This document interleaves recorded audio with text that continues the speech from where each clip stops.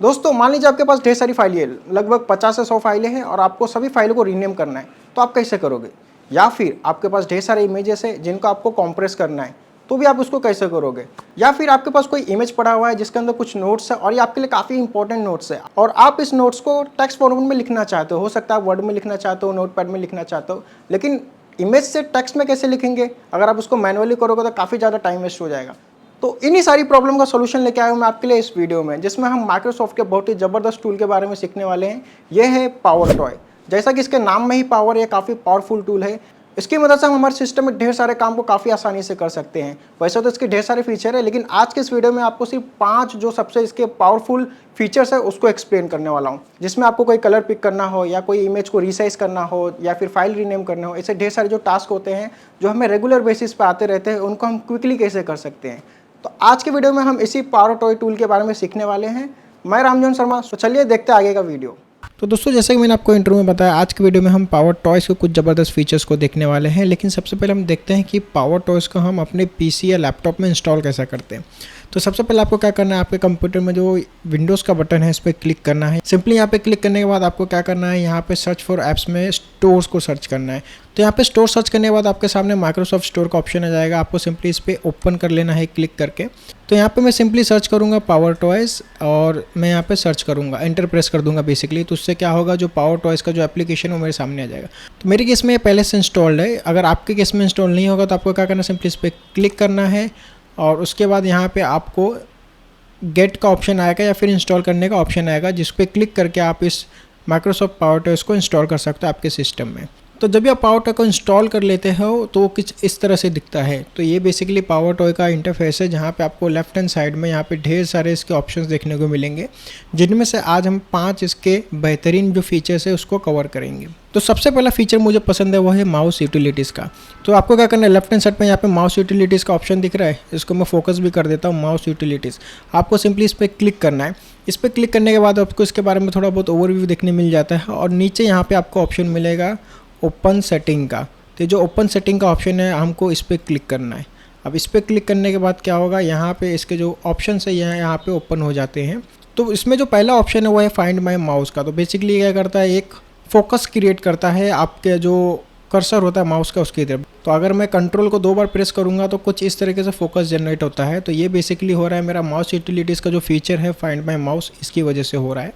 यहाँ पे इसके कुछ ऑप्शन से आप देख सकते हो, एनेबल फाइंड माय माउस। तो मैंने एनेबल किया है, इसके लिए ये ऑप्शन यहाँ पे एक्टिव है, अदरवाइज एक्टिव नहीं होगा। मैं इसको ऑफ कर दूंगा तो मैं कितना भी बार कंट्रोल प्रेस करूँ ये कोई भी रिस्पॉन्स मुझे देगा नहीं।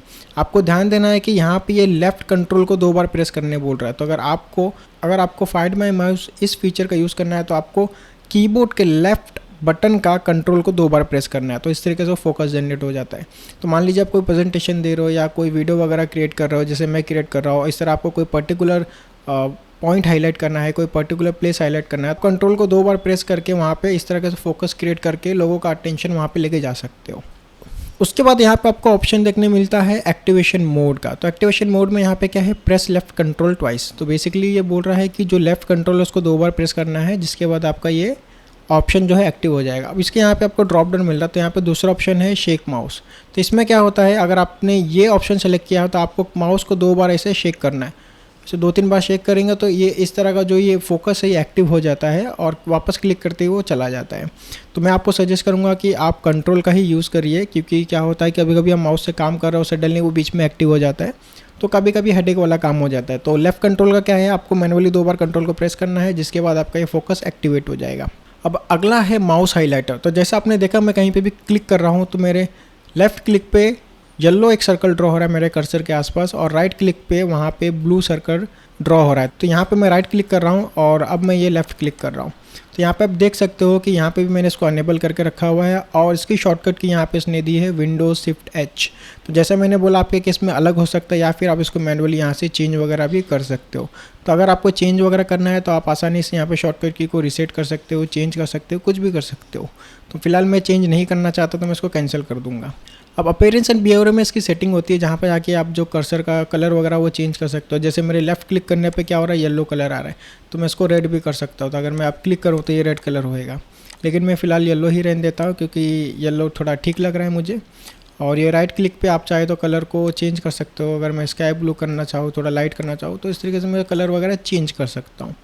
अब उसके नीचे आपको यहाँ पे ढेर सारे ऑप्शन मिलते हैं कि वो जो रेडियस है उसका साइज़ कितना रखना है, कितना फेड करना है, कितना ड्यूरेशन पे आना चाहिए तो वो सारी चीज़ें यहाँ पे बताई गई है। तो आप उसको अगर सेटिंग में कुछ छेड़खानी करना चाहते हो तो बिल्कुल आप अपीयरेंस एंड बिहेवियर में आके वहाँ पे चेंजेस वगैरह कर सकते हो।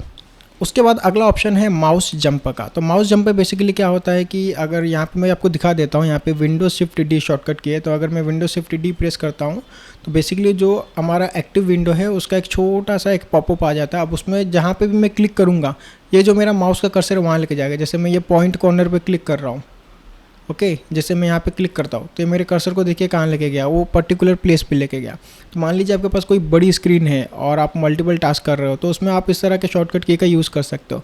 अब उसके बाद अगला जो ऑप्शन है वो है माउस पॉइंटर क्रॉस हेयर। तो इसका शॉर्टकट की है विंडोज़ अल्ट पी। अगर मैं विंडोज़ अल्ट पी प्रेस करूँ तो आपको कुछ देखने मिलेगा, ये दिख रहा है आपको। तो माउस पॉइंटर क्रॉस हेयर है, इस तरीके से आप इसका यूज़ कर सकते हो। मान लीजिए कोई आप इमेज पे काम कर रहे हो या कुछ डिज़ाइनिंग वगैरह कर रहे हो तो इस तरह आप देखना चाहते हो कि जो उसकी लाइन है प्रॉपर है कि नहीं है। तो अगर आपको ज़रूरत है तो आप माउस पॉइंटर क्रॉस हेयर का भी यूज़ कर सकते हो। तो दोस्तों जो दूसरा फीचर है वो है कलर पिकर। पावर टॉयज़ का ये फीचर काफ़ी ज़बरदस्त मुझे लगा, खास करके तब मान लीजिए आप किसी प्रोजेक्ट पे काम कर रहे हो और आपके वो विंडो पे अचानक कोई कलर जो दिख जाए, आपको बहुत पसंद आ गया कलर, आपको उस कलर को यूज़ करना है आपके प्रोजेक्ट के अंदर, लेकिन आपको उस कलर का ना हेक्सा कोड मालूम है ना RGB कोड मालूम है। तो ऐसी सिचुएशन में आप क्या करोगे? तो ऐसी सिचुएशन में आप यूज़ करोगे कलर पिकर का। कलर पिकर का यूज़ करके आपको सिंपली उस पर्टिकुलर कलर पे क्लिक करना है माउस कर्सर ले जाके, और वो आपको उस कलर का हेक्सा कोड और RGB कोड के साथ साथ HSL भी दे देता है। तो चलिए इसका यूज़ करते हैं। तो यहाँ पे मैंने कलर पिकर पे क्लिक कर दिया है। मेरे केस में यहाँ पे ये अनेबल है, आप देख सकते हैं यहाँ पे मैंने इसको ऑन करके रखा है। बाय डिफ़ॉल्ट ये ऑन हो जाता है जब आप पावर टॉय को इंस्टॉल करते हो। और उसके नीचे आपको यहाँ पे एक्टिवेशन कोड देखने मिलेगा विंडोज़ शिफ्ट C। तो मेरे लैपटॉप में कलर पिकर के लिए शॉर्टकट की है विंडोज़ शिफ्ट C। तो मान लीजिए मैं किसी वेबसाइट पर सर्फिंग कर रहा हूँ, ये हमारी ब्लॉगिंग वेबसाइट है, तो यहाँ पे मैं कुछ ब्लॉग पढ़ रहा था और सडनली मुझे यहाँ पे कुछ कलर पसंद आ गया। अब इन कलर का मुझे हेक्सा कोड लेना है या RGB कोड लेना है, तो मैं क्या करूँगा? Windows shift C। अब आप मेरे माउस का ना कर्सर देखिए, जहाँ जहाँ मेरा माउस का कर्सर घूमेगा वहाँ पे आपको कलर देखने मिलेंगे। ये दिख रहा है येलो कलर, रेड कलर, यहाँ पे ब्लू कलर। अब जो भी कलर मुझे पसंद आता है, जैसे ग्रीन कलर। और इसकी खास बात ये है ना, आप अगर स्क्रॉल करोगे, स्क्रॉल का अपसाइड करोगे तो उसको जूम करेगा, तो आप उसमें बारीकी से भी किसी कलर को पिक कर सकते हो। अब मान लीजिए फॉर एग्जांपल यहाँ पे मुझे जूम करके लेना है इसमें से कौन सा कलर पिक करना है, तो मुझे जैसे ये ब्लैक लेना है या फिर ये पर्टिकुलर कलर लेना है। तो आपके पास कोई इमेज है जिसके अंदर ढेर सारे कलर पड़े हुए हैं, तो आप इस तरह से उसको पिक कर सकते हैं। अभी जैसे ही मैं इस पर क्लिक करूँगा, ये देखिए मेरे सामने इसका पूरा हेक्सा कोड आ गया है, RGB कोड आ गया और HSL भी आ गया है। तो इस तरह किसी भी कलर का आपको हेक्सा कोड चाहिए या फिर उसका RGB कोड चाहिए तो आप इस तरीके से कलर पिकर का यूज़ कर सकते हैं। तो चलिए दोस्तों, पावर टॉयज़ के जो तीसरा फीचर है उसको देखते हैं, जो कि है पावर रीनेम का। इसकी मदद से आप ढेर सारी फाइलों को एक ही बार में रीनेम कर सकते हो, वो भी काफ़ी आसानी से। चलिए इसको प्रैक्टिकली करके दिखाता हूँ। तो मेरे पास यहाँ पर फोल्डर में कुछ लगभग 28 फाइलें पड़ी है और इनके नाम आप देख सकते हो, सिर्फ 1111 लिखा हुआ है और उसके आगे इसके नंबर्स दिए गए हैं कि ये डुप्लीकेट 1 2 3 4 5 6 7 इस तरह से ये है। तो मैं क्या चाहता हूँ, इसको रीनेम करना चाहता हूँ और अपने अकॉर्डिंग कोई नेम असाइन करना चाहता हूँ। तो उसके लिए मैं क्या करूँगा, Ctrl A, मतलब बेसिकली मुझे सारी फाइलें सिलेक्ट करनी है जिनको मुझे रीनेम करना है। उसके बाद मैं उस पर राइट क्लिक करूँगा और यहाँ पे मुझे ऑप्शन मिल जाएगा पावर रीनेम का। तो बेसिकली पावर रीनेम का फीचर इसलिए आया है क्योंकि मैंने पावर टॉयज़ को इंस्टॉल करके रखा हुआ है मेरे लैपटॉप के अंदर।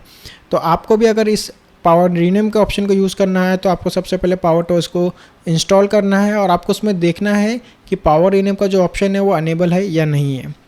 तो मैं क्या करूँगा, यहाँ पे पावर रीनेम पे क्लिक करूँगा, जिसके बाद मेरे सामने पावर रीनेम का एक विंडो ओपन हो जाएगा और यहाँ पे मुझे बोल रहा है कि क्या सर्च करना है। अब मुझे यहाँ पे क्या रिप्लेस करना, 1, तो मैंने यहाँ पे 1 टाइप कर दिया। आप देख सकते हैं यहाँ ओरिजिनल दिखा रहा है और यहाँ रीनेम दिखा रहा है। तो रीनेम होगा किस तरीके से रीनेम होगा, अब मान लीजिए मैं यहाँ पर लिख देता हूँ लर्न मोर शीट। तो यहाँ पे जैसे मैंने लिखा लर्न मोर शीट, तो आप देख सकते हो यहाँ पे ओरिजिनल नेम था और यहाँ पे जो उसका रीनेम नेम है वो यहाँ पे आ गया। तो यहाँ पे मैंने लर्न मोर शीट लिख दिया है। तो मैं चाहता हूँ जो 1 है वो रिप्लेस हो जाए लर्न मोर शीट से। और यहाँ पे ओरिजिनल और रीनेम में देख सकते हो कि दोनों में आपको डिफरेंस देखने मिल जाएगा कि क्या चेंजेस हो रहा है। तो यहाँ से 1 रिप्लेस हो रहा है और यहाँ पे लर्न मोर शीट ऐड हो रही है। और इसके साथ ही आपको नीचे टेक्स्ट फॉर्मेटिंग का भी ऑप्शन मिलता है। आप चाहे तो सभी जो टेक्स्ट है उसको लोअर केस में लिख सकते हो, सभी को अपर केस में लिख सकते हो। आप देखते रहिए यहाँ पे रीनेम में सारी चीज़ें चेंज होती रहेंगी। और यहाँ पे आप चाहिए तो इसको टाइटल के इसमें लिख सकते हो, या फिर आप उसको कैपिटलाइज ईच वर्ड में भी लिख सकते हो। तो जो भी आपको पसंद आ रहा है आप उस फॉर्मेट में यहाँ पे लिख सकते हो। बस आपको सिर्फ इतना ही करना है, आपको क्या चीज़ रिप्लेस करना है, किससे रिप्लेस करना है, और सीधा अप्लाई पे क्लिक करना है। अब जैसे ही आप अप्लाई पे क्लिक करेंगे ये यहाँ पे चेंजेस करना चालू कर देगा, और यहाँ पे इसने ऑलमोस्ट सारी जो फाइलें थी मेरी रीनेम कर दी है। मैं अगर इसको मिनिमाइज़ करूँ तो यहाँ पे आप देख सकते हो इसने सारी फाइलों को यहाँ पे रीनेम कर दिया है। तो दोस्तों इस तरह आप पावर रीनेम का यूज़ करके आपके लैपटॉप के अंदर या आपके सिस्टम के अंदर ढेर सारी फाइलों को एक ही बार में रीनेम कर सकते हो। तो दोस्तों आप पावर टॉय के चौथे फीचर को देखते हैं जो कि है इमेज रिसाइजर का। तो यहाँ पे मैंने पावर टॉयज को ओपन करके रखा है और लेफ्ट हैंड साइड पे यहाँ पे ऑप्शन मिलेगा आपको इमेज रिसाइजर का। आपको इस पर क्लिक करना है और इस पर क्लिक करते ही आपको यहाँ पे कुछ ढेर सारे ऑप्शन देखने मिलेंगे। सबसे पहले आपको बाय डिफ़ॉल्ट ये एनेबल है, इस तरह का मैसेज देखने मिलेगा कि इमेज रिसाइजर एनेबल है। तो आप किसी भी फोल्डर में जाके किसी भी इमेज को सेलेक्ट करते हो तो वहाँ पर आपको राइट क्लिक करने पर इमेज रिसाइजर का ऑप्शन देखने मिल जाएगा। अब उसके नीचे कुछ इमेज साइजेस दी हुई है, बाय डिफ़ॉल्ट दी हुई है कि यहाँ पे स्मॉल है, मीडियम है, लार्ज है, फ़ोन है। इसके अलावा आप पर्टिकुलर अपने अकॉर्डिंग कोई इमेज साइज़ ऐड करना चाहते हो तो आप ऐड न्यू साइज़ पे क्लिक करके यहाँ पे ऐड कर सकते हो। नीचे आप देख सकते हो कि न्यू इमेज साइज़ 1 ऐड हुआ है और यहाँ पे आप एडिट बटन पे क्लिक करके उसमें चेंजेस वगैरह कर सकते हो। फिलहाल मैं इसको डिलीट कर देता हूँ क्योंकि मैं पर्टिकुलर कोई इमेज साइज़ यहाँ पर नहीं चाहता और बाय डिफ़ॉल्ट मैं इन्हीं इमेज साइज़ में से कोई इमेज साइज़ को यूज़ करूँगा। तो चलिए अब इमेज रिसाइज को प्रैक्टिकली यूज़ करके देखते हैं। तो मेरे पास यहाँ पे कुछ इमेजेस है, लगभग 48 इमेजेस हैं। तो मैं सभी को पहले सेलेक्ट करके आपको दिखा देता हूँ। और यहाँ पे आप देख सकते हैं कि टोटल 48 इमेजेस है मेरे पास और जिनकी साइज़ है 259 MB। तो काफ़ी बड़ी साइज़ की इमेजेस है और मैं क्या चाहता हूँ कि इनको एक साथ रिसाइज़ करूँ तो जिससे कि इनकी जो इमेज की साइज़ है वो भी कम हो जाए और जो इमेज का डायमेंशन वगैरह है वो भी थोड़ा कम हो जाए। तो मैंने क्या किया है, इमेज को पहले से सेलेक्ट करके रखा है। अगर आपके केस में इमेज पहले से सेलेक्टेड नहीं है तो कंट्रोल ए प्रेस करिए। कंट्रोल ए प्रेस करने से सारी इमेजेस सेलेक्ट हो जाएंगी। उसके बाद आपको राइट क्लिक करना है और यहाँ पे आपको ऑप्शन मिलेगा रीसाइज पिक्चर्स का। तो आपको राइट क्लिक करने पर रीसाइज पिक्चर्स का ऑप्शन देखने मिल जाएगा। सिंपली इस पर क्लिक करिए और क्लिक करने के बाद क्या होगा, एक विंडो आएगा जहाँ पे ये हमें कुछ टास्क परफॉर्म करने बोलेगा, जिसमें सबसे पहला है सेलेक्ट साइज़। तो आपको किस साइज़ में करना है। तो ऑलरेडी मेरी इमेजेस लार्ज साइज़ में है तो मैं इनको छोटा करना चाहता हूँ। तो मैं क्या करूँगा, मीडियम साइज़ ले लेता हूँ। और उसके बाद यहाँ पे कुछ 4 ऑप्शन आपको देखने मिलेंगे, make picture smaller but no larger. तो मैंने इसको टिक करके रखा है। तो बेसिकली मुझे मेरे इमेजेस की साइज़ को कम करना है तो इसलिए मैंने चारों ऑप्शन को यहाँ पे टिक करके रखा है। तो यहाँ पे जो तीसरा ऑप्शन है काफ़ी खास है। तो ये बेसिकली क्या बोलता है कि रीसाइज दी ओरिजिनल पिक्चर्स। तो हम जो भी चेंजेस कर रहे हैं वो ओरिजिनल पिक्चर्स में अप्लाई हो जाएंगे अगर आपने इसको टिक किया है। अगर आप कोई कॉपी क्रिएट करना चाहते हो कि इसी इमेज का वो कॉपी क्रिएट करे और उसको रिसाइज करके दे मुझे, तो आपको इसको अनटिक करना है। फिलहाल मैं ये क्या चाहता हूँ कि मैं ओरिजिनल इमेज में ही चेंजेस करना चाहता हूँ, तो इसके लिए मैंने इसको टिक करके रखा है। और यहाँ पे मैं सिंपली रीसाइज पे क्लिक करूँगा और ये with in A second 1 2 3 4 seconds में पूरी इमेजेस को जो है वो रिसाइज कर देता है। तो अगर मैं अभी आपको पूरी इमेजेस सेलेक्ट करूँ और यहाँ पर मैं नीचे दिखाऊँ, 48 इमेजेस थे मेरे पास और उसने सारी इमेजेस की साइज़ देखोगे अभी 11 MB, यानी पहले कितने थे 259 MB और अब है 11 MB। तो आप देख रहे हो डिफरेंस कि उसने कितने साइज़ कम कर दिया है मेरे सारी इमेजेस का। तो आपके पास भी ऐसी कोई ढेर सारी इमेजेस आती है हाई क्वालिटी वाली और आपको उनकी साइज़ को कम करना है, यानी ढेर सारी इमेजेस है, तो आप इमेज रिसाइज का यूज़ करके विद इन ए सेकेंड ढेर सारी इमेज को एक ही बार रिसाइज कर सकते हो। तो दोस्तों फाइनली जो पांचवा और आखिरी हमारा जो फीचर है पावर टॉयज़ का वो है टेक्स्ट एक्सट्रैक्टर।